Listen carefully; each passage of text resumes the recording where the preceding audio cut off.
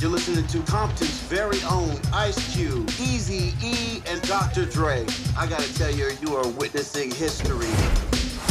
People are scared of you guys. You have a unique voice. The world needs to hear it. They want N.W.A?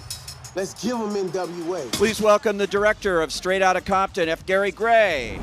Congratulations not only on getting this film made, but on its enormous success. I mean, this is one of the big hits of the year. Yeah. Thank you. I appreciate that. This is a passion project, I know, for you. You've done so many really wonderful movies, but I think this is the one that's probably most personal to you. It is. It really is. And we had no idea that it would be this well received. And, we're happy about it, really happy about it. We knew it was special, but we had no idea that the world would receive it like that.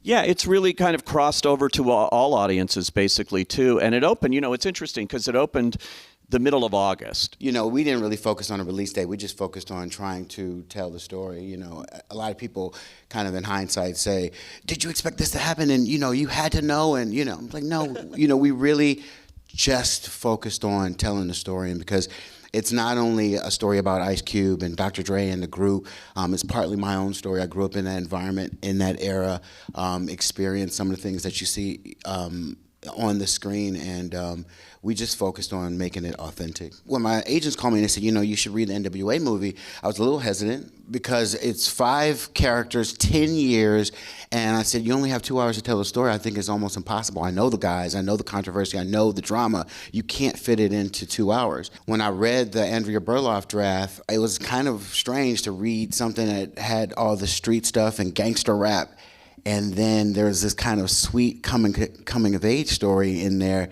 And I said, wow, this is a different angle. And that's what made it kind of stand out to me. It's like, this is the human beings and the humanity behind the music. People from different walks of life come to me and say, didn't know what to expect, didn't know I was gonna like it, but I loved it. I think because the story is somewhat universal, it's rags to riches. We serve, themes of brotherhood and, there's tragedy, there's triumph, and it's all true, and it's crazy. It didn't make sense on paper. This is a movie, when you pitched it, it's like street, it's a hard R-rated movie. It's African-American cast, they're all unknown, there's no anchor, no star to anchor this, and I wanted to make it for more than $15 million.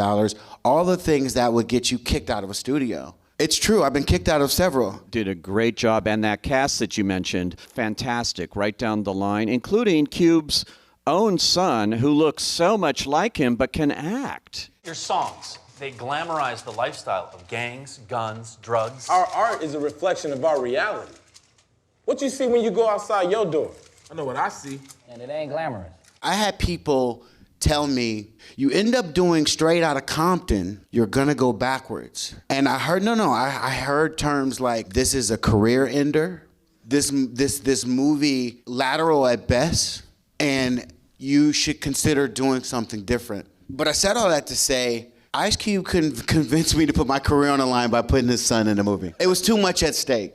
And I know that the novelty of his son, who looks like him, would wear off in the first 5 minutes. You have to have the ability to carry a movie. And you can't do that with just looks.